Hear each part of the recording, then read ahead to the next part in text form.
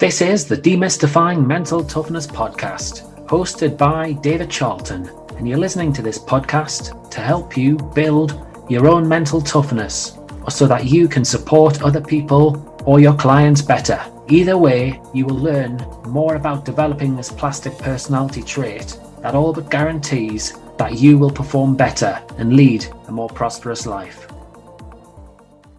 Hi everyone, I hope you're well and you're having a great week. One of the hallmarks of a mentally tough person is the ability to perform under pressure. And that's whether you play golf, cricket, you enjoy gymnastics or netball. It's also the same though if you have to stand up and deliver presentations at work. So why is it that many people struggle to deal with pressure? Why does it separate the great from the good on occasions? Well, many things can prevent people to be able to perform in the manner that they'd like to when the pressure's on. For some, it's anxiety. For others, it's because they don't learn from past mistakes. Other people focus on the wrong things. Some people practice in a too comfortable manner.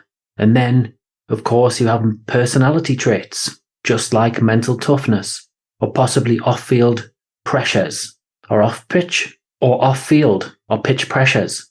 Now, today's short bite is taken from episode 94 of the Demystifying Mental Toughness podcast, and we go on to touch on this topic where Professor Adam Nicholls shares with you a few ideas to be able to improve the way that you do perform under pressure. I hope it gives you some nice, timely reminders. So Adam, how would you define mental toughness in rugby terms? Yeah, I think defining mental toughness is a really contentious issue. There's been within the academic literature. There's been quite a lot of debate between colleagues or researchers such as Daniel Jakari in Australia, Peter Clough, who was a former colleague of mine in Hull, and then there's Lou Hardy at Bangor.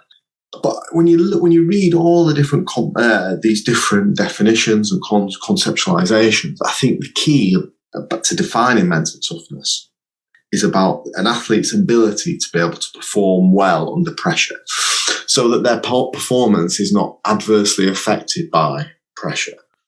So if we're looking at that in rugby, then it's a player who is able to execute his skills. Stick to tactics, stick to a routine when it's a goal kicker, for example, despite the prevailing pressure. So it's almost not that they're immune to the pressure, but they can handle it to the extent where their performance doesn't deteriorate, and in some cases may even improve, in the sense that some people may thrive under pressure, viewing situations as a challenge. So that's kind of how I would see mental toughness within a rugby setting. And that's going to differ obviously from in a competitive situation, as in a match, compared to in training. Yeah, I think so, because if you think within a competition situation, if we're looking at, say, a professional level, the stakes are much higher within a match situation. Playing in front of a crowd, there's more pressure on the players, in the sense that, mistakes can lead to matches being lost. Whereas in training, there is a pressure there. So I've done some research. We looked at stress in professional rugby union players on training and match days. And actually training days are stressful, but that's not necessarily because the players are fighting for their place within the team. So there is a pressure there in training, but it's probably I'd say it's more amplified within matches. And that's when, I guess, those who are mentally tough will probably more likely to shine. So in terms of, I'm going to take you back a few years now, a book that you produced there, you mentioned about the development of mental toughness. So do you see that as having a positive impact on a player being able to handle those pressures? Yeah, I think, development is massive. So it's about individuals going through sport processes. So experience of training, experience of dealing with setbacks, experiences of playing matches. So being experienced playing in front of a crowd, being experienced being dropped, how you come back from that, learning from what worked, what didn't work. And I think that all of those those life experiences generated from playing rugby are massive to helping individuals become more mentally tough. We did some research. This was published way back in 2009, and we looked at the relationship between experience and mental toughness. And we found that those who were the most experienced athletes were the most mentally tough, indicating that experience is really, really important. I guess when you experience there are fewer uncertainties about what's going to happen. You've kind of been there, seen it, done it. Probably not a lot that can happen that you're not aware of, so that when things happen, you can deal with them. Yeah, that's an interesting one, that about the experience, meaning your levels of mental toughness are going to be higher. So what advice would you give to a coach then who's maybe working with younger players in order to enhance their mental toughness? Yeah, I think there's a really good study published by Bell, who was at Bangor under Lou Hardy, published in 2013. And their intervention was really interesting because what they did is they exposed young England cricketers to stressful situations, to pressurised situations in training. So they would have maybe small punishments, but they also taught them how to cope with stress. So taught them a variety of different coping strategies so that these young players can become accustomed to performing under some sort of pressure. But then also then taught how to evaluate stress differently. So focusing on the challenge of the situation, understanding how to regulate their emotions. So I think for coaches, it's really important, or not really important, but one way that they can help develop mental toughness is through exposing people to stress. Almost, I guess, kind of pressure-proofing their performance. And then when you introduce small elements of pressure and stress in training, you can then, as a coach, you can view how the players are coping with that. Is their performance deteriorating? Okay, if it is, well, then we'll maybe just turn down the pressure a little bit or teach them different strategies to manage the pressure and then revisit the situation. Or is it that certain players actually, they're thriving really well under the pressure? And in those situations, you might want to actually just increase that pressure just slightly. Because then when the players go into match situations, and maybe if they're, young developmental athletes looking to turn professional, they've actually had some levels of performing under pressure, which I think is really, really important to give people that experience. So you're almost you're increasing the experience. So you're kind of exposing them to really important situations and you're kind of accelerating that development of mental toughness. Well, that's what we'd like to happen. And the intervention suggested that was effective in improving mental toughness. And that was the key thing that they did, was this exposing people to pressure. Yeah, that makes a lot of sense, doesn't it, really? Because although you can't exactly simulate what's going to happen on a match day, that's as close as you're going to get there. You can have forfeits. You can have. So one thing I was speaking to a boxing coach a few weeks ago, just about how we can, what can we do to do this? And he works with England boxing, so developmental athletes hoping to get onto the Team GB pathway. So when they have going from sparring in a gym with no one watching to fighting a competition, one ring, lots of people surround, is incredibly stressful. So one thing we kind of discussed was actually, is there an in-between? So maybe the idea of having people around the boxing ring and cheering, that's added pressure. So the boxers are actually getting used to fighting in front of a crowd. Another example would be actually going to a different gym. So instead of just sparring with people from your gym who you know, sparring with other people from a different club, with this crowd here, the crowd shouting and being encouraged to make as much noise as possible. So that when they then have their first competitive fight or a bigger fight, they've got this experience, they've got something to fall back on. And I think the coach made a really interesting point. And he said that actually by doing that, you will be able to see whether certain individuals are ready or not ready, rather than throwing them in there at the deep end, not being ready, then they might leave the sport. Because there's massive problems with dropout in amateur boxing. So I think, like you say, we can never ever replicate it fully. But I think by using our imagination, we can come up with strategies to try and get as close to that as possible. Yeah, you can certainly challenge them and support them along the way in that sense. Yeah.